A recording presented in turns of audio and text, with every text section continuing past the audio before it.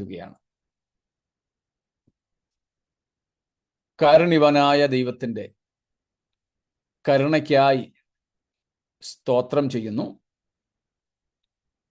കോപപാത്രങ്ങളായിരുന്ന നമ്മെ തൻ്റെ പുത്രൻ മൂലം കരുണാപാത്രങ്ങളാക്കി തീർത്ത പിതാവായ ദൈവത്തിന് സ്തോത്രവും സ്തുതിയും മഹത്വവും പുകഴ്ചയും ഞാൻ അർപ്പിക്കുന്നു. നമുക്കൊരുമിച്ച് ഇന്നേ ദിവസവും ദൈവത്തിൻ്റെ പാദങ്ങളിലേക്ക് അടുത്തു വരുവാൻ, എബ്രായ ലേഖന പഠനത്തോടനുബന്ധിച്ച് ദൈവസന്നിധിയിലായിരിക്കാൻ കർത്താവ് ഇടയാക്കുന്നതിനായിട്ട് സ്തോത്രം.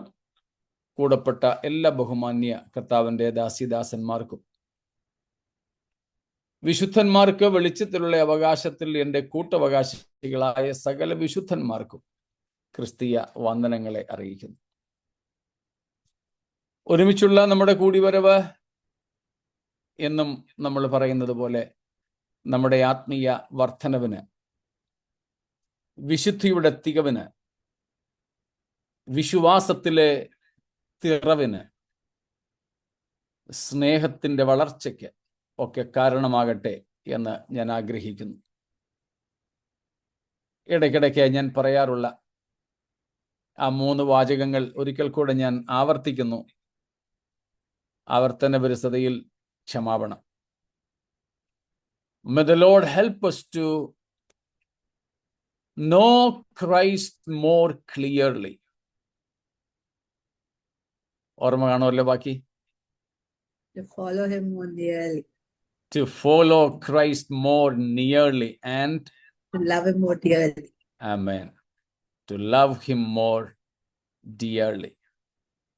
നമ്മുടെ കർത്താവിനെ നമുക്ക് കൂടുതൽ അറിയുവാൻ, കുറെ കൂടെ അടുത്ത് ചെന്ന് നമ്മുടെ കർത്താവിനെ അനുഗമിപ്പാൻ, കർത്താവിനെ നമുക്ക് കുറെ കൂടെ ഹൃദയാന്തർഭാഗത്തു നിന്നും സ്നേഹിപ്പാൻ ഒക്കെ ഈ പഠനങ്ങൾ, ഈ കൂടിവരവുകൾ കാരണമാകട്ടെ എന്ന് ഞാൻ ആഗ്രഹിക്കുന്നു.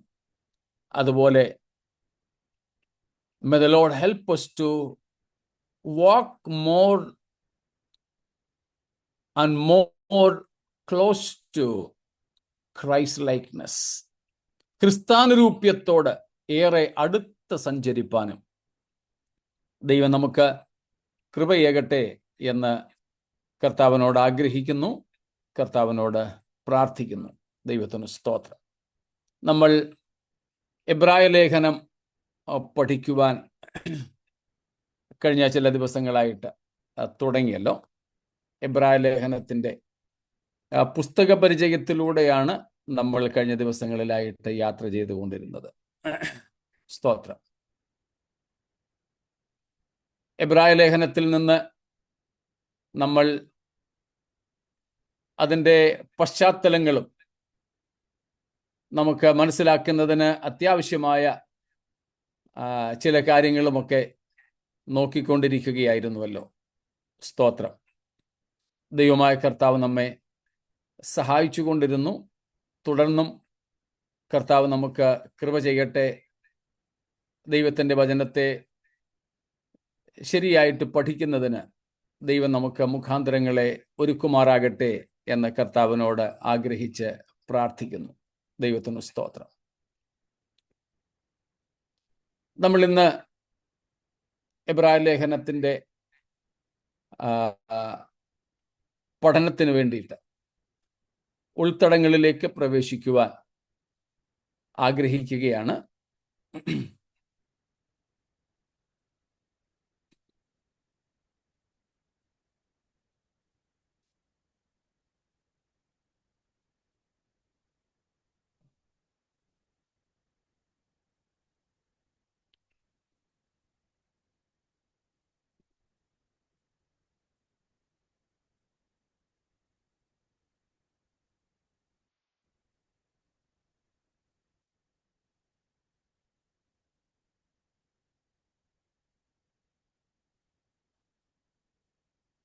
നാം അതിലേക്ക് വരുമ്പോൾ 1-2 കാര്യങ്ങൾ കൂടെ ഞാൻ അതിൽ കാണിക്കുന്നതിന് വേണ്ടി ഉള്ളൊരു ശ്രമത്തിലാണ്.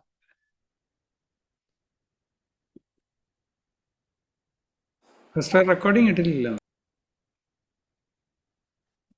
ഇടാം ഇട്ടു റെക്കോർഡിംഗ് ഇട്ടു.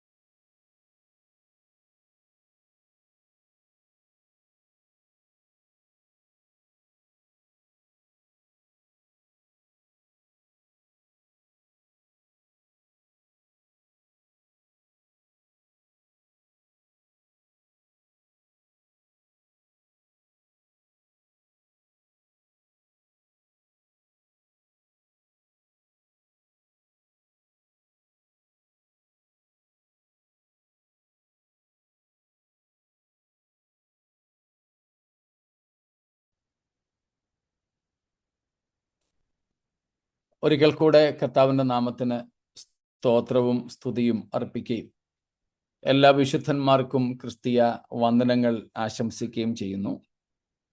എബ്രായ ലേഖനത്തിൽ നിന്ന് നമ്മൾ പഠിച്ച് തുടങ്ങിയത് 2-3 ദിവസമായിട്ട് നാം നോക്കിക്കൊണ്ടിരിക്കുകയായിരുന്നുവല്ലോ.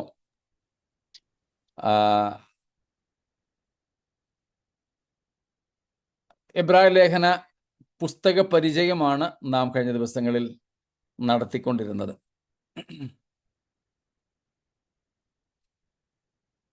അതില്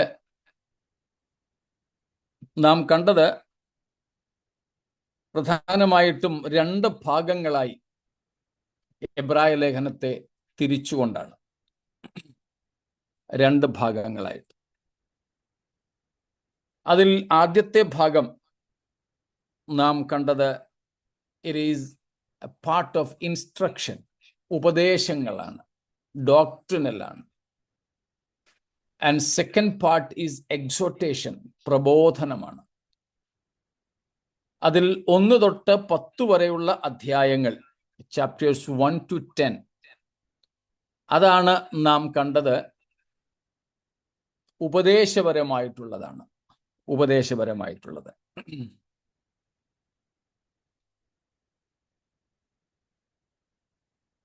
യേശുക്രിസ്തുവിൽ നമുക്ക് എന്തുണ്ട്?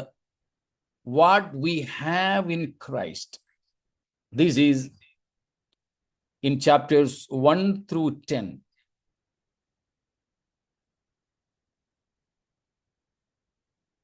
രണ്ടാമത്തെ ഭാഗത്തിൽ പ്രത്യേകിച്ച് 12-13 അധ്യായങ്ങളിൽ നമ്മൾ കാണുന്നത് since we have all these things in Christ, how shall we be? നാം എങ്ങനെയായിരിക്കണം? സ്തോത്രം. നാം എങ്ങനെയായിരിക്കണം? അതാണ് നാം കാണുന്നത്. അതില് കർത്താവായ യേശുക്രിസ്തുവിനെ കുറിച്ച് നാം കാണുന്നത് 1-ാമത്തെ അധ്യായം 1-ാമത്തെ വാക്യം മുതൽ 4-ാമത്തെ വാക്യം വരെ നാം ക്രിസ്തുവിനെ കാണുന്നത്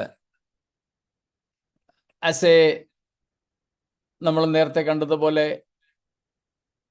the last, fullest and final revelation of God. സ്തോത്രം. നാം അവിടെ യേശുക്രിസ്തു പഴയ നിയമ പ്രവാചകന്മാരെക്കാൾ ശ്രേഷ്ഠൻ. Christ is superior to the Old Testament prophets. And also another thing is there, we are more blessed than the forefathers. നമ്മുടെ പിതാക്കന്മാരെക്കാൾ നാം ഭാഗ്യവാന്മാർ. ഈ 2 ഭാഗങ്ങൾ, ഈ 2 കാര്യങ്ങളാണ് നമുക്ക് 1-ാം അധ്യായത്തിന്റെ 1 തൊട്ട് 4 വരെയുള്ള വാക്യങ്ങളിൽ കാണുവാനായിട്ട് സാധിക്കുന്നത്. സ്തോത്രം. ദ സൺ, യേശുക്രിസ്തുവിനെ നാം അവിടെ കാണുന്നത് ദ സൺ ഓഫ് ഗാഡ്. 1-ാം അധ്യായം മുഴുവനും യേശുക്രിസ്തുവിനെ പുത്രൻ, സൺ ഓഫ് ഗാഡ് എന്നാണ്. മുമ്പോട്ടുള്ള അധ്യായങ്ങളിലും ഉണ്ട്, എങ്കിലും ഈ 1-ാമത്തെ അധ്യായത്തിൽ യേശുക്രിസ്തുവിനെ പുത്രൻ എന്ന നിലയിൽ പ്രവാചകന്മാർക്കും ദൂതന്മാർക്കും അതീതനായിട്ട് കാണിക്കുകയാണ്.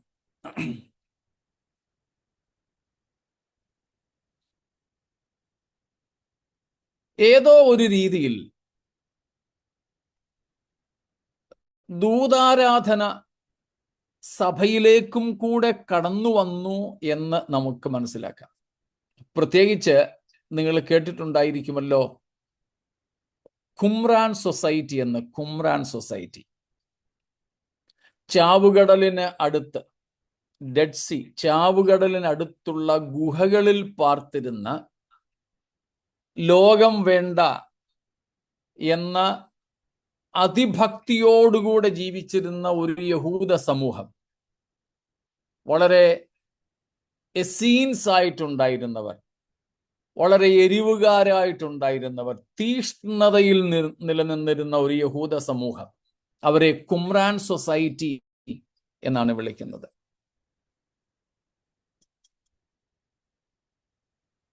അവര് അവരുടെ കുടുംബജീവിതം, അവരുടെ സാധാരണപ്പെട്ട ജീവിതം, ഇവയിൽ നിന്നെല്ലാം ഒഴിഞ്ഞ് ഭക്തിയുടെ ആധിക്യം കൊണ്ട് ഈ ചാവുകടലിനടുത്തൊക്കെയുള്ള സ്ഥലങ്ങളിലെ ഗുഹകളിലും മറ്റുമാണ് പാർത്തിരുന്നത്. അവരാണ് പഴയ നിയമത്തിന്റെ കയ്യെഴുത്തു പ്രതികൾ വളരെ ശ്രദ്ധയോടെ സൂക്ഷിച്ചു വെച്ചിരുന്നത്.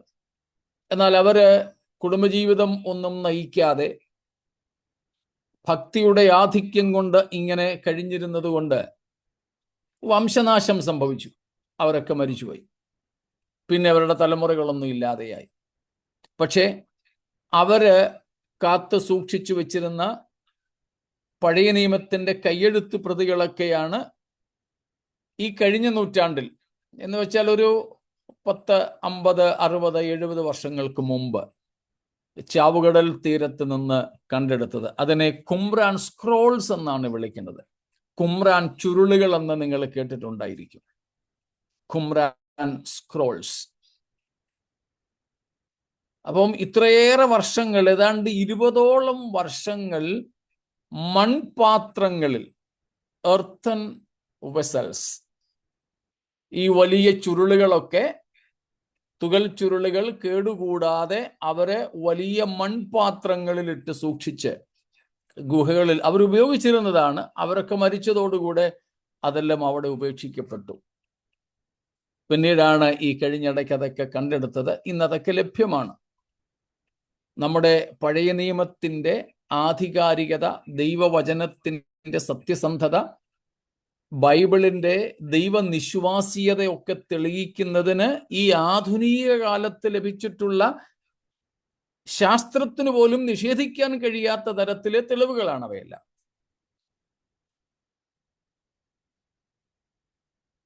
അപ്പം ആ ഒരു കുമ്രാൻ സമൂഹം, അവരിത്ര ഭക്തരൊക്കെ ആയിരുന്നെങ്കിലും അവരുടെ ഇടയിൽ ഒരു ഗൗരവതരമായ ദുരുപദേശം നിലനിന്നിരുന്നു. അതാണ് യേശുക്രിസ്തുവിനേക്കാളും ദൂതന്മാർ വലിയവരാണ് എന്നൊരു ചിന്ത. ക്രിസ്തുവിനേക്കാൾ അവർ പ്രാധാന്യം നൽകിയത് ദൂതന്മാർക്കാണ്. അങ്ങനെ ദൂതാരാധനയും ദൂതന്മാർക്ക് ഏറെ വലിയ പ്രാധാന്യവും ഒക്കെ നൽകി മുൻപോട്ട് പോയതിൻ്റെ സ്വാധീനം ഈ യഹൂദ ക്രിസ്തീയ സമൂഹത്തെയും ബാധിച്ചിരിക്കാൻ സാധ്യതയുണ്ട്. അതുകൊണ്ടാണ് അപ്പോസ്തലന്, എഴുത്തുകാരൻ ആരായാലും, ഇവിടെ ക്രിസ്തു ദൂതന്മാരെക്കാൾ ശ്രേഷ്ഠൻ എന്ന് തെളിയിച്ചു കൊടുക്കേണ്ടി വന്നത്. നമുക്ക് എന്തിനും ആധാരം ദൈവത്തിൻ്റെ വചനമാണ്, എഴുതപ്പെട്ട വചനം. ദൈവവചനത്തിൽ ഇല്ലാത്തതോ ദൈവവചനത്തോട് താദാത്മ്യപ്പെടാത്തതോ ആയതൊന്നും നമുക്ക് സ്വീകാര്യം അല്ല, ആകരുത്. മനസ്സിലാവുന്നുണ്ടല്ലോ? ദൈവവചനത്തിൽ ഇല്ലാത്തതോ ദൈവവചനത്തോട് താദാത്മ്യപ്പെടാത്തതോ ആയതൊന്നും നമുക്ക് സ്വീകാര്യം ആകരുത്. അങ്ങനെയുള്ളത് നമ്മൾ സ്വീകരിക്കുന്നവർ അല്ലാതിരിക്കണം, അതിനി ആര് പറഞ്ഞു എന്ന് വന്നാലും. അതുകൊണ്ടാണ് നിങ്ങൾക്ക് ഓർമ്മ കാണും, നമ്മൾ പണ്ട് പല പ്രാവശ്യം പറഞ്ഞിട്ടുള്ളതാണ്, the written word of God is above the church, it's traditions. The written word is above church leaders, human experiences. It's beyond human feelings, our reason, our traditions, and rather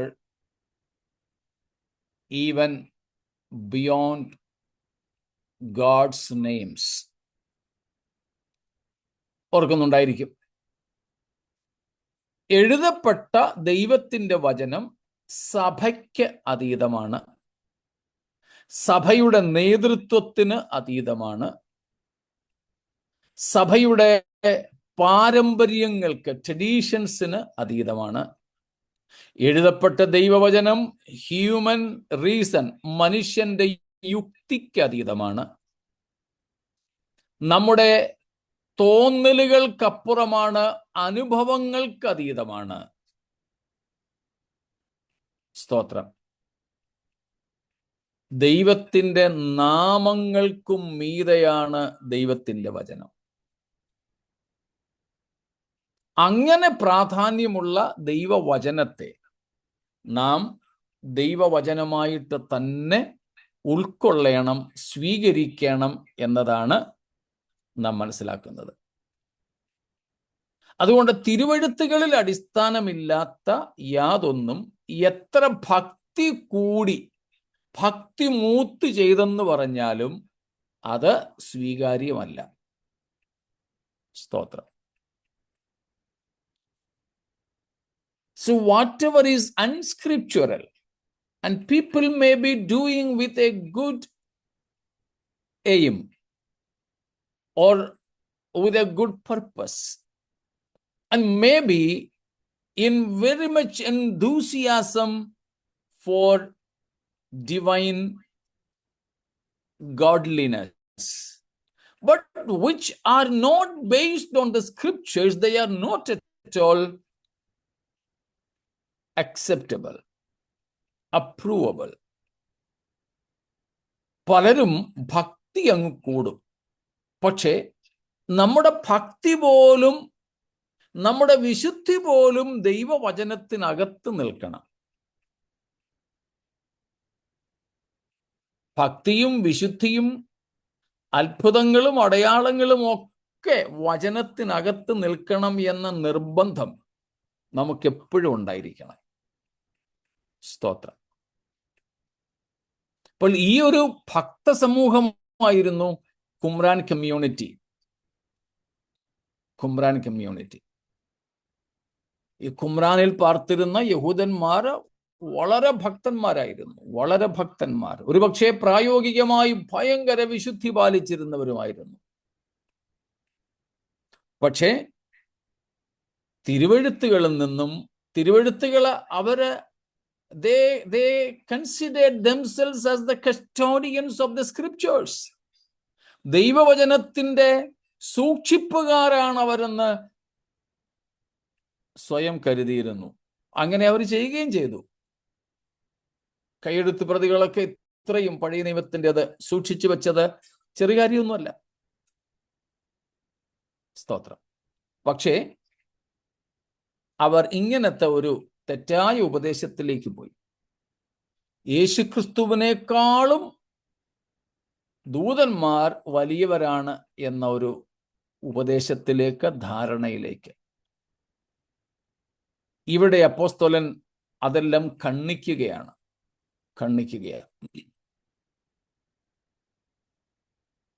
അപ്പോൾ അതാണ് നാം ഇവിടെ കാണുന്ന ആദ്യത്തെ ഒരു സംഗതി എന്ന് പറയുന്നത്. സ്തോത്രം. അപ്പം ആദ്യത്തെ ഭാഗം നമ്മളിവിടെ കാണുന്നത് 1-ാമത്തെ അധ്യായം 1 മുതൽ 4-ാം അധ്യായം 13 വരെയാണ് കേട്ടോ. സ്തോത്രം. അവിടെ നമ്മൾ കാണുന്നത് chapter 1 verses 1 to 4 verse 13. Here we see the superiority of the person of Christ. യേശുവിൻ്റെ ആളത്വത്തിൻ്റെ ശ്രേഷ്ഠതയാണ് ഇവിടെ. നമ്മളിത് പഠിച്ച സമയത്ത് പറഞ്ഞിരുന്നല്ലോ, എല്ലായ്പ്പോഴും യേശുക്രിസ്തുവിൻ്റെ 2 കാര്യങ്ങളാണ് നാം പരിഗണനയ്ക്കെടുക്കുന്നത്. 2 കാര്യങ്ങൾ. ഒന്ന്, the person of Christ. 2, the work of. സ്തോത്രം. ഒന്ന്, യേശുവിൻ്റെ പേഴ്സൺ, യേശുവിൻ്റെ ആളത്വത്തിൻ്റെ ശ്രേഷ്ഠത. മറ്റേത് യേശു ക്രിസ്തുവിൻ്റെ ശുശ്രൂഷയുടെ അഥവാ ക്രിസ്തുവിൻ്റെ പ്രവൃത്തിയുടെ ശ്രേഷ്ഠത. ഇതിൽ നാം ആദ്യം കാണുന്നത് യേശു ക്രിസ്തു, he's the better person. He is superior in his personality. ആളത്വത്തിൽ, വ്യക്തിത്വത്തിൽ യേശുക്രിസ്തു മറ്റ് ആരെക്കാളും ശ്രേഷ്ഠൻ എന്നാണ് നാം ഈ ഭാഗത്ത് കാണുന്നത്. സ്തോത്രം. നമുക്ക് ആ ഭാഗത്തേക്ക് പോകാം. വേറെ ചിലതുമുണ്ട്, അത് ഞാൻ ഗ്രൂപ്പിൽ നിങ്ങളുടെ പഠനത്തിൻ്റെ സൗകര്യത്തിന് വേണ്ടി ഇട്ടേക്കാം. സ്തോത്രം. അതിൻ്റെ 1-ാം അധ്യായം 1 തൊട്ട് 4 വരെയുള്ള വാക്യങ്ങൾ വായിച്ചാട്ടെ. ദൈവം പണ്ട് ഭാഗമായിട്ടും വിവിധമായിട്ടും പ്രവാചകന്മാർ മുഖാന്തരം പിതാക്കന്മാരോട് അരുളി ചെയ്തിട്ട് ഈ അന്ത്യകാലത്ത് പുത്രൻ മുഖാന്തരം നമ്മോട് അരുളി ചെയ്തിരിക്കുന്നു. അവനെ താൻ സകലത്തിനും അവകാശിയാക്കി വെച്ചു. അവൻ മുഖാന്തരം ലോകത്തെയും ഉണ്ടാക്കി. അവൻ അവന്റെ തേജസ്സിന്റെ പ്രഭയും തത്വത്തിന്റെ മുദ്രയും സകലത്തെയും തന്റെ ശക്തിയുള്ള വചനത്താൽ വഹിക്കുന്നവനും ആകൊണ്ട് പാപത്തിന് പരിഹാരം ഉണ്ടാക്കിയ ശേഷം ഉയരത്തിൽ മഹിമയുടെ വലത്തുഭാഗത്ത് ഇരിക്കുകയും അവൻ ദൈവദൂതന്മാരെക്കാൾ വിശിഷ്ടമായ നാമത്തിന് അവകാശിയായതിന് ഒത്തവണ്ണം അവരെക്കാൾ ശ്രേഷ്ഠനായി തീരുകയും ചെയ്തു. സ്തോത്രം.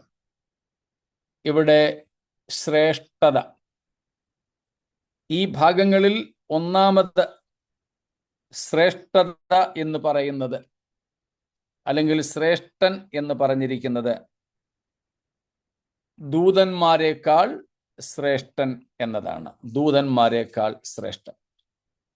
നാം അല്പവും കൂടെ പുറകോട്ടിറങ്ങി പ്രവാചകന്മാരെക്കാൾ യേശു ശ്രേഷ്ഠൻ എന്ന ഭാഗമാണ് ആദ്യം ചിന്തിക്കുന്നത്.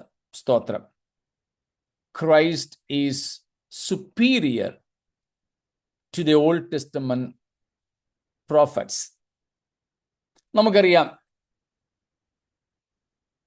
യഹൂദന്മാരെ സംബന്ധിച്ച്, ഇസ്രായേല്യരെ സംബന്ധിച്ച് പ്രവാചകന്മാർ ഏറെ ശ്രേഷ്ഠന്മാരായിരുന്നു. ഇന്നത്തെ നമ്മുടെ മുസ്ലിം സ്നേഹിതരുടെ കാര്യവും നമുക്കറിയാം.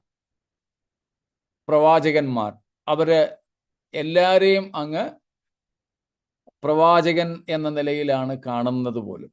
നമ്മിൽ പലർക്കും അറിയാവുന്ന കാര്യമാണ്. യേശുക്രിസ്തുവിനെയും ആ നിലയിൽ പ്രവാചകനായിട്ട് തന്നെ അവർ കാണുന്നുണ്ട്. നമ്മൾ ആദാം ഉൾപ്പെടെ ഉള്ളവരെ ആദാമെന്ന് വിളിക്കുമ്പോൾ മുസ്ലിങ്ങൾ വെറും ആദാം എന്ന് വിളിക്കില്ല.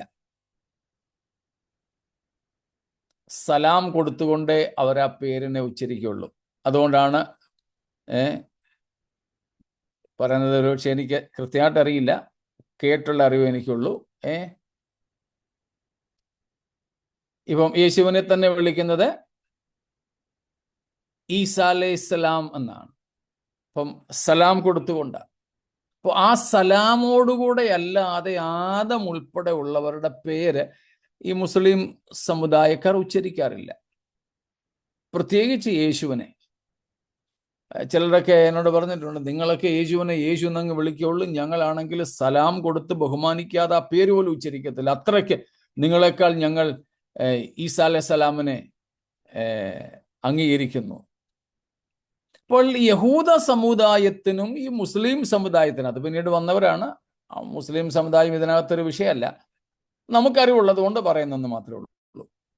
യഹൂദ സമുദായത്തിനും ഇസ്ലാം സമുദായത്തിനും പ്രവാചകന്മാരെന്ന് പറയുന്നത് വളരെ ശ്രേഷ്ഠന്മാരാണ്.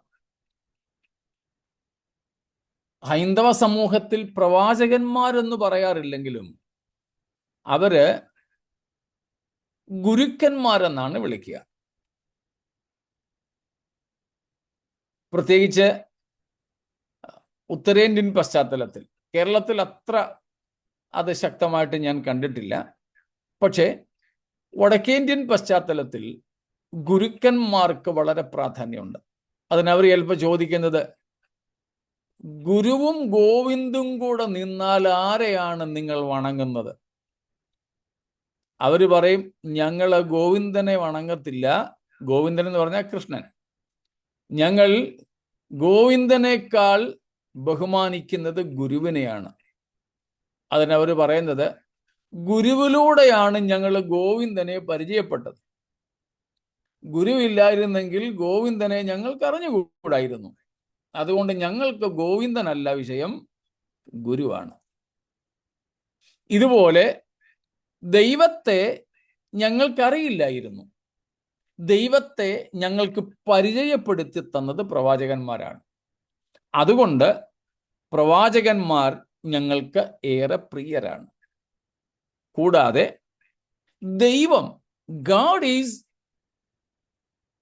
unseen, invisible and rather unapproachable.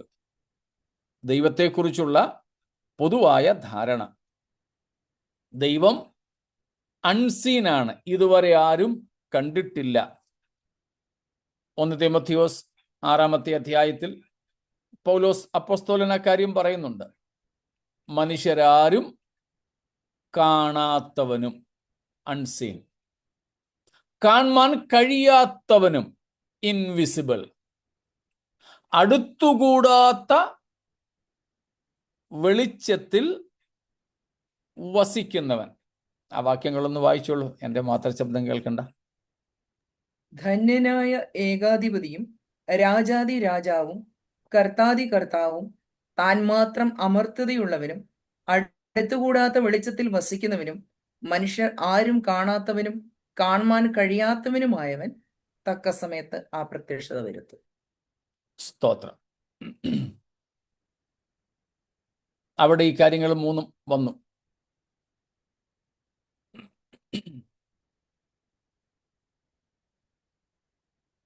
മനുഷ്യരാരും കാണാത്തവനും കാണാൻ കഴിയാത്തവനും അടുത്തുകൂടാത്ത വെളിച്ചത്തിൽ വസിക്കുന്നവനും.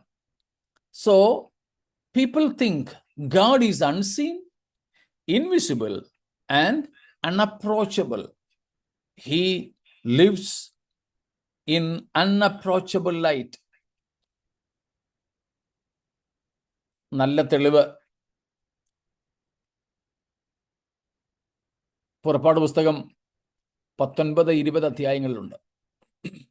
Exodus 19 and 20 chapters, where God descended upon the Mount Horeb. God began to speak. He was speaking to the people.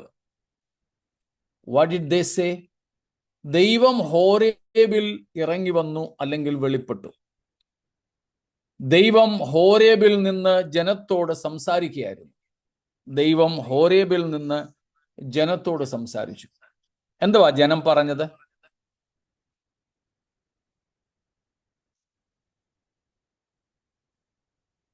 ആ ശബ്ദം കേട്ടവർ ഇനി ഒരു വാക്കും ഞങ്ങളോട് പറയരുത്. അത് എബ്രായലേഖനത്തിൽ നിന്നാണെന്ന് വായിച്ചല്ലേ? പുറപ്പാട് 19 പോയാലോ? അവരെന്താ പറഞ്ഞത്? ഇവിടെ അപ്പോസ്തലൻ പറഞ്ഞതുപോലെ തന്നെ പറഞ്ഞേക്കുന്നേ. ദൈവം ഞങ്ങളോട് സംസാരിക്കരുതേ. 20:19 വായിച്ചാട്ടെ പാസ്റ്റർ. അവർ മോശയോട്, നീ ഞങ്ങളോട് സംസാരിക്ക, ഞങ്ങൾ കേട്ടുകൊള്ളാം, ഞങ്ങൾ മരിക്കാതിരിക്കേണ്ടതിന് ദൈവം ഞങ്ങളോട് സംസാരിക്കരുത് എന്ന് പറഞ്ഞു. കണ്ടോ? ഇവിടെ അവർക്ക് മോശ അപ്രോച്ചബിൾ ആണ്. മോശ അവർക്ക് അടുത്ത് ചെല്ലാൻ കഴിയുന്ന ഒരാളാണ്. മോശയിൽ നിന്ന് അവർക്ക് അപകടമൊന്നും തോന്നുന്നില്ല. പക്ഷേ ദൈവത്തിൽ നിന്ന് അവർക്ക് അപകടം തോന്നുന്നു. ദൈവത്തോട് അടുത്ത് ചെല്ലാൻ അവർക്ക് വയ്യ. അവരതുകൊണ്ട് ദൈവത്തിനും തങ്ങൾക്കും മധ്യേ ആരെ നിർത്താൻ ആഗ്രഹിക്കുക? പ്രവാചക ശ്രേഷ്ഠനായ മോശയെ. കാരണം പഴയ നിയമത്തിലെ ഏറ്റവും ക്രിസ്തുവിന് മാതൃകാ പ്രവാചകനായത് മോശ എന്ന പ്രവാചകനാണ്. സ്തോത്രം. The model prophet of Christ Jesus in the Old Testament is Moses. The model king is David. And the model high priest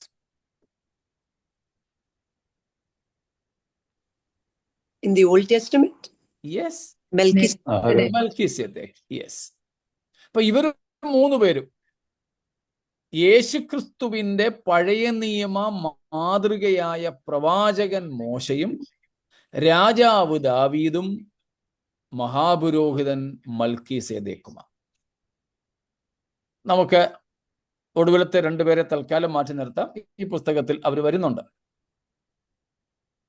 എന്നാൽ പഴയ നിയമത്തിലെ യേശുക്രിസ്തുവിന്റെ മാതൃകയായി നിൽക്കുന്ന പ്രവാചക ശ്രേഷ്ഠനാണ് മോശ. ആ മോശയെ അവരെന്ത് ചെയ്തു? ഇസ്രായേൽ തങ്ങൾക്കും ദൈവത്തിനും ഇടയിൽ നിർത്തി. അതുകൊണ്ടാണ് പഴയ നിയമത്തിന്റെ മധ്യസ്ഥനായ മോശ എന്ന പ്രയോഗം വന്നത്. പഴയ നിയമത്തിന്റെ മധ്യസ്ഥനായ മോശ. മോശ മുഖാന്തരമാണ് ദൈവം ഇസ്രായേൽ മക്കളോട് സംസാരിച്ചു കൊണ്ടിരുന്നത്. മോശ മുഖാന്തര. അപ്പോൾ പഴയ നിയമത്തിൽ പ്രവാചകന്മാർ ശ്രേഷ്ഠന്മാരാണ്. നമുക്കറിയാം, പ്രവാചകന്മാർ എന്ന് പറഞ്ഞാൽ ഗോഡ്സ് മൗത്ത് ബിഫോർ മെൻ. മനുഷ്യന്റെ അല്ലെങ്കിൽ മനുഷ്യരുടെ ഇടയിൽ ദൈവത്തിൻ്റെ അധരങ്ങളായി ശബ്ദമായി നിന്നവരാണ്. സ്തോത്രം. They were God's mouthpiece before men. ദൈവത്തെ പ്രതിനിധാനം ചെയ്യുന്നവരായിരുന്നു മനുഷ്യർക്ക് മുൻപിൽ പ്രവാചകന്മാർ. അതുകൊണ്ട് തന്നെ ദൈവീക വിഷയങ്ങളെ അവർക്ക് വെളിപ്പെടുത്തി കൊടുക്കുന്നതും ദൈവത്തെ അവർക്ക് സമീപിപ്പാൻ, അവർക്ക് അടുത്തു ചെല്ലുവാൻ കഴിയുമാറ് പരിചയപ്പെടുത്തി കൊടുക്കുന്നതുമൊക്കെ പ്രവാചകന്മാരായിരുന്നതുകൊണ്ട് അവർ പഴയ നിയമത്തിലെ പ്രവാചകന്മാരെ ശ്രേഷ്ഠന്മാരായി കണ്ടിരുന്നു. പാപം ചെയ്തപ്പോൾ പ്രവാചകന്മാരെ അവർ കൊന്നിട്ടുമൊക്കെ ഉണ്ട്, അത് മറ്റൊരു കാര്യം. എന്നാൽ അതല്ലാതെ പ്രവാചകന്മാർ അവർക്ക് ശ്രേഷ്ഠരായിരുന്നു. മറ്റു മതങ്ങളിലെ കാര്യവും ഞാൻ പറഞ്ഞു. കാരണം അവരിലൂടെയാണ് ദൈവം തൻ്റെ ജനത്തോട് സംസാരിക്കുമായിരുന്നത്. ദൈവത്തെ അവർക്ക് വെളിപ്പെടുത്തി കൊടുത്തത് ഈ പ്രവാചകന്മാർ. അതുകൊണ്ടാണ് നാം ആദ്യത്തെ വാക്യത്തിൽ വായിച്ചത്, ദൈവം പണ്ട് ഭാഗമായും വിവിധമായും നമ്മുടെ പിതാക്കന്മാരോട് സംസാരിച്ചിട്ട് ഈ അന്ത്യകാലത്ത് പുത്രൻ മുഖാന്തരം നമ്മോട് അരുളി ചെയ്തിരിക്കുന്നു. ഈ ആദ്യത്തെ വാക്യങ്ങളിൽ നമുക്ക് കാണാൻ കഴിയുന്നത് superiority of Christ over the Old Testament prophets. So also the superiority of the Christians over Israelite forefathers. സ്തോത്രം. ഈ രണ്ട് കാര്യങ്ങളാണ് നാം ആദ്യത്തെ ഭാഗത്ത് കാണുന്നത്. എന്തേ? പഴയ നിയമ പ്രവാചകന്മാരെക്കാൾ കർത്താവായ യേശു ക്രിസ്തു തൻ്റെ ആളത്വത്തിൽ ശ്രേഷ്ഠൻ. രണ്ടാം ഭാഗം, പഴയ നിയമ പിതാക്കന്മാരെക്കാൾ ക്രിസ്തീയ വിശ്വാസികളായ നാം, ക്രിസ്തു സഭാംഗങ്ങൾ ശ്രേഷ്ഠന്മാർ. സ്തോത്രം. എങ്ങനെ? എന്തുകൊണ്ട്? ഏത് വിഷയത്തിലാണ് ഈ ശ്രേഷ്ഠത? This superiority or this betterness is on the basis of divine revelation. ദൈവീക വെളിപ്പാടുമായുള്ള ബന്ധത്തിലാണ് ഈ ശ്രേഷ്ഠത. ദൈവീക വെളിപ്പാടുമായുള്ള ബന്ധത്തിലാണ് ഈ ശ്രേഷ്ഠത. എങ്ങനെ? പഴയ നിയമ പ്രവാചകന്മാർക്ക് ദൈവത്തെക്കുറിച്ച് അല്പാൽപവും ഭാഗികവുമായ അറിവുകൾ അല്ലെങ്കിൽ വെളിപ്പാടുകൾ മാത്രമേ ഉണ്ടായിരുന്നുള്ളൂ. എന്നാൽ യേശുക്രിസ്തുവിന് പൂർണ്ണമായ വെളിപ്പാട് ദൈവത്തെക്കുറിച്ചുണ്ടായിരുന്നു. അത് ക്രിസ്തു മനുഷ്യർക്ക് നൽകുകയും ചെയ്തു. യേശുക്രിസ്തു, അതുകൊണ്ട് ഞാൻ മുമ്പേ പറഞ്ഞത്, Christ is the last final and fullest revelation of God. Now God has nothing more to reveal to man than what he did in and through Christ. യേശുക്രിസ്തുവിലൂടെ പിതാവായ ദൈവം തന്നെ മനുഷ്യന് വെളിപ്പെടുത്തിയിരിക്കുന്നതിൽ അധികമായി ഒന്നും ദൈവത്തെക്കുറിച്ച് വെളിപ്പെടുത്താൻ ഇനിയും ഇല്ല.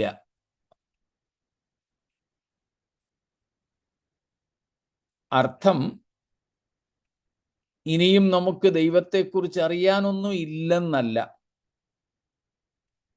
നാം ഈ ഭൂമിയിലായിരിക്കുമ്പോൾ നമുക്ക് ഉൾക്കൊള്ളാൻ, മനസ്സിലാക്കുവാൻ കഴിയുന്നതിൻ്റെ പരമാവധിയിൽ ദൈവം ക്രിസ്തുവിലൂടെ അങ്ങയെ തന്നെ വെളിപ്പെടുത്തിയിട്ടുണ്ട്. സ്തോത്രം. അപ്പോൾ ദൈവീക വെളിപ്പാടിന്റെ വിഷയത്തിൽ പഴയ നിയമ പ്രവാചകന്മാരെക്കാൾ ക്രിസ്തു ശ്രേഷ്ഠൻ. പഴയ നിയമ പിതാക്കന്മാരെക്കാൾ ദൈവസഭാംഗങ്ങളായ നമ്മൾ ശ്രേഷ്ഠന്മാർ.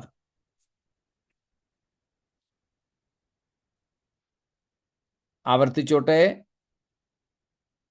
പ്രവാചകന്മാരെക്കാൾ അധികം യേശു ക്രിസ്തു ദൈവത്തെ പൂർണ്ണമായും അന്തിമമായും വെളിപ്പെടുത്തി. ആ ക്രിസ്തുവിലൂടെ നമുക്ക് ഭൂമിയിൽ ജീവിക്കുന്ന അളവിൽ ദൈവത്തെക്കുറിച്ച് അറിയാൻ കഴിയുന്നതിൻ്റെ പരമാവധി നമ്മളും ദൈവത്തെ അറിഞ്ഞു. അതുകൊണ്ട് തന്നെ പഴയ നിയമ വിശുദ്ധന്മാരെക്കാൾ അല്ലെങ്കിൽ പിതാക്കന്മാരെക്കാൾ നമ്മൾ ശ്രേഷ്ഠരാണ്.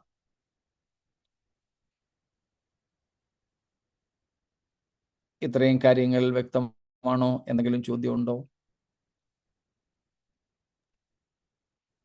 ഈ കുമ്രാൻ സമൂഹത്തെ കുറിച്ച് പറയുന്നു, അവരുടേതായ തീക്ഷ്ണതയിൽ അവർ ജീവിച്ചത് ശരിയാണെന്ന് പറയാമെങ്കിലും, പക്ഷെ അവര് വാസ്തവത്തിൽ വചനത്തിന് വിരുദ്ധമായിട്ടല്ലേ അവരുടെ ആ വിശ്വാസം ദൂതന്മാരെ ആരാധിച്ചെന്ന് പറഞ്ഞു.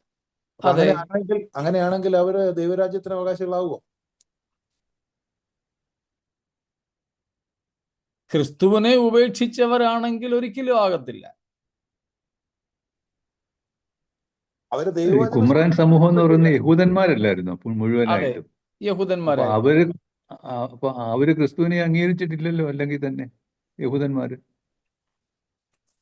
അവർ യേശുക്രിസ്തുവിൻ്റെ അല്ലെങ്കിൽ ക്രിസ്തു ഭൂമിയിൽ വന്നതിന് ശേഷം ജീവിച്ചിരുന്ന ഒരു സമൂഹമാണ് അവർ ക്രിസ്തുവിനെ അംഗീകരിച്ചിരുന്നു. പക്ഷെ ഈ നിലയിലാണ് അവർ അംഗീകരിച്ചിരുന്നതെന്ന് മാത്രം. ദൂതന്മാരെക്കാൾ താഴെ ഉള്ള അതെ, നിലയിൽ മാത്രം. അതെ. ഓക്കെ, ശരി. അതുകൊണ്ട് തന്നെയാണ് ഞാൻ പറഞ്ഞത്, ഭക്തിയുടെ തീക്ഷ്ണതയല്ല വിഷയം. ചിലര് ഭക്തിയുടെ തീക്ഷ്ണതയിൽ വചനമൊക്കെ അങ്ങ് പോവും, അതൊക്കെ തള്ളിക്കളയും. അങ്ങനെയൊന്നും വേണ്ട. നമ്മുടെ ഭക്തിയും നമ്മുടെ വിശുദ്ധിയും എല്ലാം ദൈവവചനത്തിൻ്റെ ആ റിങ്ങിനകത്ത്, ആ വളയത്തിനകത്ത് നിൽക്കണം.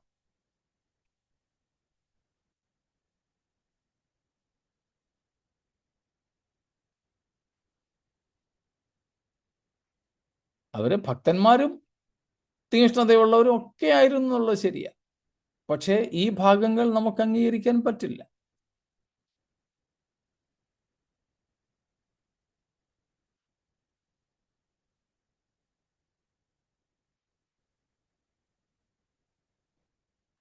മറ്റൊന്നും ഇല്ലെന്ന് കരുതുന്നു.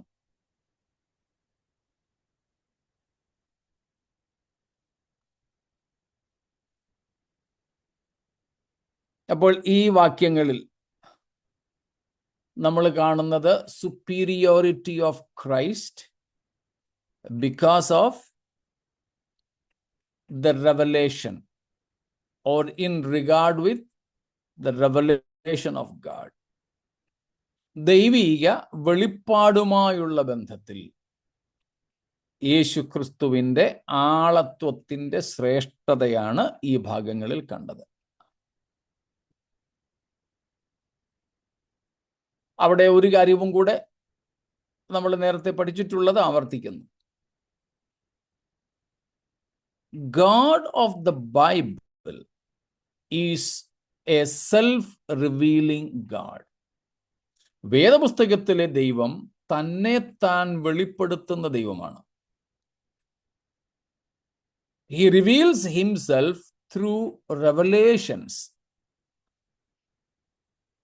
വെളിപ്പാടിനാലാണ് ദൈവം തന്നെ തന്നെ വെളിപ്പെടുത്തുന്നത്. Without God revealing himself through revelations, no one can understand him, know him, comprehend him. ദൈവം വെളിപ്പാടിനാൽ തന്നെ തന്നെ വെളിപ്പെടുത്താത്തിടത്തോളം കാലം ആർക്കും ദൈവത്തെ അറിയാൻ കഴിയില്ല. ഒരു സൃഷ്ടിക്കും, ഒരു മനുഷ്യനും. അങ്ങനെ ഉള്ളപ്പോഴാണ് ദൈവം മനുഷ്യനെ മനുഷ്യരിൽ ചിലരെ തിരഞ്ഞെടുത്ത് അവർക്ക് ദൈവം ദൈവത്തെ തന്നെ പരിചയപ്പെടുത്തി കൊടുത്തത്. സ്തോത്രം. അപ്പോൾ മനസ്സിലാക്കുക, revelation of God is also progressive. Revelation of God also is progressive. ദൈവിക വെളിപ്പാടും എന്താണ്? പുരോഗമനപരമാണ്. അത് ആദ്യമേ തന്നെ ഒറ്റയടിക്ക് എല്ലാവർക്കും കിട്ടുന്നില്ല, പ്രത്യേകിച്ച് പഴയ നിയമത്തിൽ.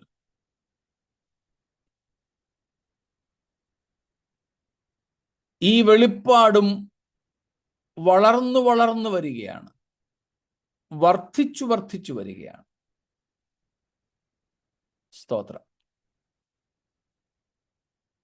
ഈ വെളിപ്പാട് കൂടുതലായിട്ട് ലഭിച്ചുകൊണ്ടിരിക്കുകയാണ്. പൗലോസ് മറ്റൊരർത്ഥത്തിലാണ് പറയുന്നതെങ്കിലും ആ പ്രയോഗം ഒന്ന് കടമെടുക്കുകയാണ്. 1 കൊരിന്ത്യർ 13-ാം അധ്യായത്തിൽ നിന്ന്. ഞാൻ ശിശുവായിരുന്നപ്പോൾ ശിശുവിനെ പോലെ സംസാരിച്ചു, ശിശുവിനെ പോലെ ചിന്തിച്ചു, ശിശുവിനെ പോലെ നിരൂപിച്ചു. സ്തോത്രം. താഴോട്ട്, പുരുഷനായ ശേഷമോ ഞാൻ ശിശുവിനുള്ളത് ത്യജിച്ചു കളഞ്ഞു. ഇപ്പോൾ നാം കണ്ണാടിയിൽ കടമൊഴിയായി കാണുന്നു, അപ്പോൾ മുഖാമുഖമായി കാണും. ഇപ്പോൾ ഞാൻ അംശമായി അറിയുന്നു, അപ്പോഴോ ഞാൻ അറിയപ്പെട്ടതുപോലെ തന്നെ അറിയും. ഇവിടെ എല്ലാം പൗലോസ് പറയുന്നത് പൂർണ്ണമായും നമ്മുടെ ഈ വിഷയത്തോട് അത് ചേരത്തില്ലെങ്കിലും ഒന്ന് ബാഹ്യനിലയിൽ കണക്കെടുക്കാം. ദൈവത്തെക്കുറിച്ച് പഴയ നിയമ ഭക്തന്മാർക്ക് ഭാഗികമായ അറിവേ ഉണ്ടായിരുന്നുള്ളൂ, പൂർണ്ണമായ അറിവില്ലായിരുന്നു. അതിങ്ങനെ ഓരോ കാലഘട്ടം കഴിയും തോറും ദൈവത്തെക്കുറിച്ച് കൂടുതൽ വെളിപ്പെടുത്തിക്കൊണ്ടിരുന്നു. അതുകൊണ്ടാണ് നാം പറയുന്നത് പഴയ നിയമത്തിൽ പലതിൻ്റെയും മുകളിൽ മറശീല അല്ലെങ്കിൽ തിരശീല കിടപ്പുണ്ട്. പുതിയ നിയമത്തിലേക്ക് വരുമ്പോൾ ആ മറശീല അല്ലെങ്കിൽ തിരശീല മാറുന്നു. ക്രിസ്തുവിലൂടെയാണത് മാറുന്നത്. കൊരിന്ത്യ ലേഖനത്തിലും പൗലോസ് കാര്യം പറയുന്നുണ്ട്. പഴയ നിയമം വായിക്കുന്നിടത്തോളം കാലം എന്ത് കിടപ്പുണ്ട്? ഒരു മറ. എന്നാൽ അത് മാറുന്നത് ക്രിസ്തുവിലാണ്. സ്തോത്രം. അതുകൊണ്ട് ആ ക്രിസ്തുവിൻ്റെ ക്രൂശീകരണ സമയത്ത് ദേവാലയത്തിലെ തിരശീല മുകൾ തൊട്ട് അടിയോളം രണ്ടായി കീറിപ്പോയത്. എബ്രായ ലേഖകന്റെ തന്നെ ഭാഷയിൽ പറഞ്ഞാൽ പിതാവായ ദൈവത്തിങ്കിലേക്ക് ഒരു ഹൈവേ, ഒരു പുതിയ വഴി വെട്ടിത്തുറന്നത്. സ്തോത്രം. അപ്പോൾ ദൈവത്തെ പൂർണ്ണമായും അങ്ങനെ വെളിപ്പെടുത്തിയത് ക്രിസ്തുവാണ്. പഴയ നിയമത്തിൽ ഭാഗികമായി, പ്രോഗ്രസീവായി, പുരോഗമനപരമായി അല്പാൽപ്പം മാത്രമായിട്ട് വന്നു. അത് പഴയ നിയമത്തിൽ എല്ലാവർക്കും മനസ്സിലായതുമില്ല.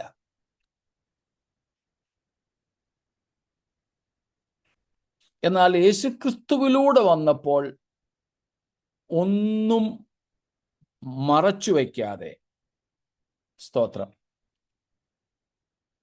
ഒന്നും മറച്ചു വയ്ക്കാതെ എല്ലാം പൂർണ്ണമായും ദൈവത്തെക്കുറിച്ച് വെളിപ്പെടുത്തി. അതുകൊണ്ടാണ് കൊലോസ് ലേഖനത്തിലും പൗലോസ് പറഞ്ഞത്, യേശു ക്രിസ്തു എന്താണ്? അവനിലല്ലോ ദൈവത്തിൻ്റെ സകല സമ്പൂർണതയും ദേഹരൂപമായി വസിക്കുന്നു. വസിക്കുന്നത്. സ്തോത്രം. Praise God. Jesus Christ is the bodily fullest manifestation of God. സ്തോത്രം. അപ്പോൾ ക്രിസ്തുവിൽ ദൈവം തന്നെ തന്നെ പൂർണ്ണമായും വെളിപ്പെടുത്തി. അപ്പൊ ദൈവത്തെ വെളിപ്പാടിലൂടെ അല്ലാതെ ആർക്കും അറിയാൻ കഴിയില്ല.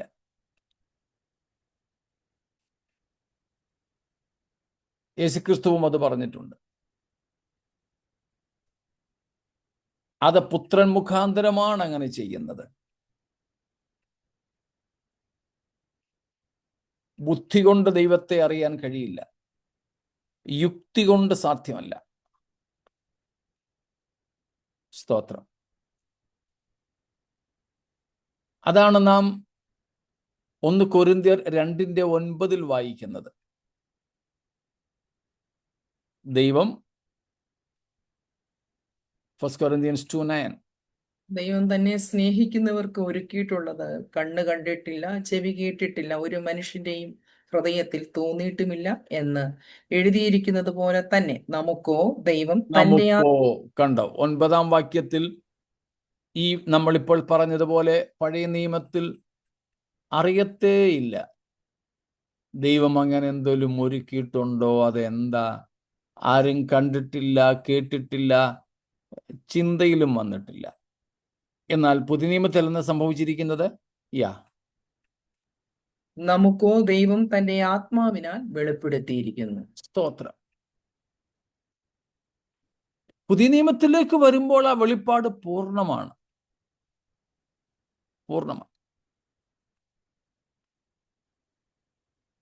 അതുകൊണ്ടും കൂടെയാണ് നമ്മൾ പറയുന്നത് ഒരു പുതിയ വെളിപ്പാട് ഒരാൾക്ക് കിട്ടിയെന്നും പറഞ്ഞ്. ഒരു പുതിയ വെളിപ്പാട് ഒരാൾക്ക് കിട്ടിയെന്നും പറഞ്ഞു വന്നാൽ ഇന്ന് നമ്മൾ അംഗീകരിക്കാത്തത് അതുകൊണ്ടാണ്. കാരണം ക്രിസ്തുവിലൂടെ ദൈവം തന്നെ താൻ പൂർണ്ണമായും വെളിപ്പെടുത്തി കഴിഞ്ഞു. സ്തോത്രം.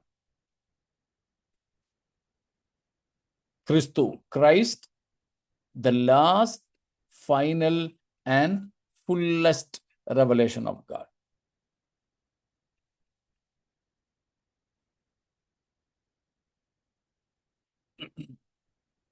ഇപ്പോൾ ക്രിസ്തുവിന്റെ ശ്രേഷ്ഠത വെളിപ്പാടുമായുള്ള ബന്ധത്തിൽ അന്തിമവും പരിപൂർണവുമായ വെളിപ്പാട്. അതിനുശേഷം നാം വായിച്ചാൽ നമുക്ക് അടുത്തത് എന്താ കാണാൻ പറ്റുന്നത്?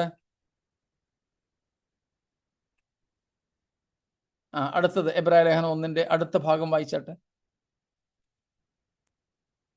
ദൈവദൂതന്മാരെക്കാൾ വിശിഷ്ടമായ നാമത്തിന് അവകാശിയായതിന് ഒത്തവണ്ണം അവരെക്കാൾ ശ്രേഷ്ഠനായി തീരുകയും ചെയ്തു. ഈ അന്ത്യകാലത്ത് പുത്രൻ മുഖാന്തരം നമ്മോട് അരുളി ചെയ്തു. അതിനുശേഷം അവനെ താൻ സകലത്തിലും അവകാശിയാക്കി വെച്ചു. രണ്ടാമത്തെ ശ്രേഷ്ഠത, ക്രിസ്തുവിന്റെ ആളത്വത്തിന്റെ രണ്ടാമത്തെ ശ്രേഷ്ഠതയാണ് നാം ഇവിടെ കാണുന്നത്. He is superior in regard with the rank he is holding. യേശുക്രിസ്തുവിന്റെ ആളത്വത്തിൻ ശ്രേഷ്ഠതയ്ക്ക് രണ്ടാമത്തെ കാരണം ക്രിസ്തുവിന്റെ പദവിയാണ്. അതാണ് നാം അവിടെ കാണുന്നത്. He has by inheritance obtained a more excellent name. By inheritance, അവന്റെ പദവി എന്താണ്? പദവി എന്താ അവിടെ കിട്ടുന്നത്? സകലത്തിനും അവനെ അവകാശി ആക്കി വച്ചു. സ്തോത്രം. Jesus is the heir of everything God is having. ദൈവത്തിൻ്റെ സകല അവകാശങ്ങൾക്കും യേശു അവകാശിയാണ്. He is the heir of all inheritance of God. ദൈവത്തിൻ്റെ സകല അവകാശങ്ങൾക്കും അവകാശിയാണ്. പ്രവാചകന്മാരാരെങ്കിലും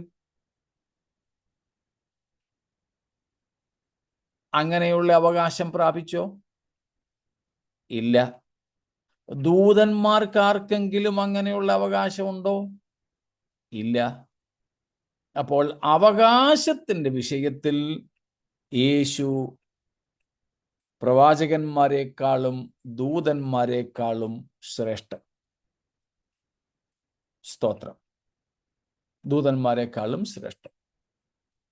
അടുത്തത്, അതിൻ്റെ വിശദീകരണങ്ങളിലേക്ക് നമുക്ക് പിന്നീട് പോകാം. അപ്പം 1-2 കാര്യങ്ങൾ പറഞ്ഞങ്ങ് നിർത്താം. അടുത്തത് പിന്നീട് അവകാശിയാക്കി വെച്ചു. അവൻ മുഖാന്തരം ലോകത്തെയും ഉണ്ടാക്കി. അവൻ അവന്റെ തേജസ്സിന്റെ പ്രഭയും തത്വത്തിന്റെ മുദ്രയും സകലത്തെയും തന്റെ ശക്തിയുടെ വചനത്താൽ വഹിക്കുന്നവനും ആകൊണ്ട്. അവിടെ നമ്മൾ അടുത്തത് കാണുന്നത്, Jesus is superior, or his person is superior because of creation. Because of creation, his part in creation. അവൻ മുഖാന്തരം സകലത്തെയും ഉണ്ടാക്കി. അപ്പോൾ യേശുക്രിസ്തുവിന്റെ ശ്രേഷ്ഠതയ്ക്ക് മൂന്നാമത്തെ കാരണം അവിടെ പറയുന്നത്, he is the agent of creation. Otherwise, he is the very means God created everything. ദൈവം സകലത്തെയും ഉണ്ടാക്കിയത് ക്രിസ്തുവിലൂടെയാണ്. അങ്ങനെ സൃഷ്ടിപ്പിന്റെ വിഷയത്തിൽ ക്രിസ്തു പ്രവാചകന്മാരെക്കാളും ദൂതന്മാരെക്കാളും ശ്രേഷ്ഠൻ. സ്തോത്രം. അടുത്തത്, അവൻ എന്താണ്? അവന്റെ തേജസ്സിന്റെ പ്രഭയും തത്വത്തിന്റെ മുദ്രയും സകലത്തെയും തന്റെ ശക്തിയുള്ള വചനത്താൽ വഹിക്കുന്നവനും ആകൊണ്ട്. സ്തോത്രം. ക്രിസ്തുവിന്റെ ശ്രേഷ്ഠതയുടെ അടുത്ത പടി എന്താണ്? Who he is. അവൻ എന്താണ്? അവൻ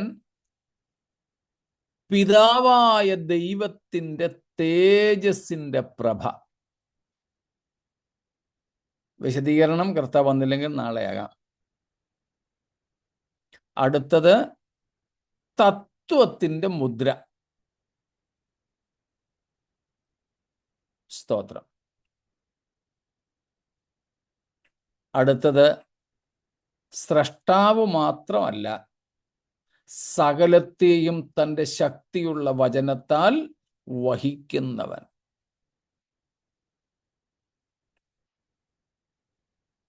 ഇങ്ങനെ യേശുക്രിസ്തുവിനെ കുറിച്ചുള്ള വിശദീകരണം, ക്രിസ്തുവിനെ കുറിച്ചുള്ള വെളിപ്പാട് തന്നെ അപ്പോസ്തലൻ നമുക്ക് പകരുകയാണ്. മത്തായി തൊട്ട് യോഹന്നാൻ വരെയുള്ള പുസ്തകങ്ങളിൽ നിന്നും ലഭിക്കാത്ത തരത്തിലെ ആളത്വ വർണ്ണനയാണ് നമുക്കിവിടെ കാണാൻ പറ്റുന്നത്. We have more descriptions about the person of Christ than we have in the 4 gospel books, Matthew to John. സ്തോത്രം. ഇത്ര ശ്രേഷ്ഠനായ ക്രിസ്തുവിനെ നമുക്ക് നമ്മുടെ ദൈവമായി, കർത്താവായി, നമ്മുടെ ജ്യേഷ്ഠ സഹോദരനായി ലഭിച്ചല്ലോ. ദൈവത്തിന് സ്തോത്രം. നാം പഴയ നിയമ ഭക്തന്മാരെക്കാൾ ശ്രേഷ്ഠ പദവിയിലാണ്. സ്തോത്രം. അബ്ബ, പിതാവേ എന്ന് വിളിക്കുന്ന സ്വപുത്രന്റെ ആത്മാവിനെ പ്രാപിച്ച്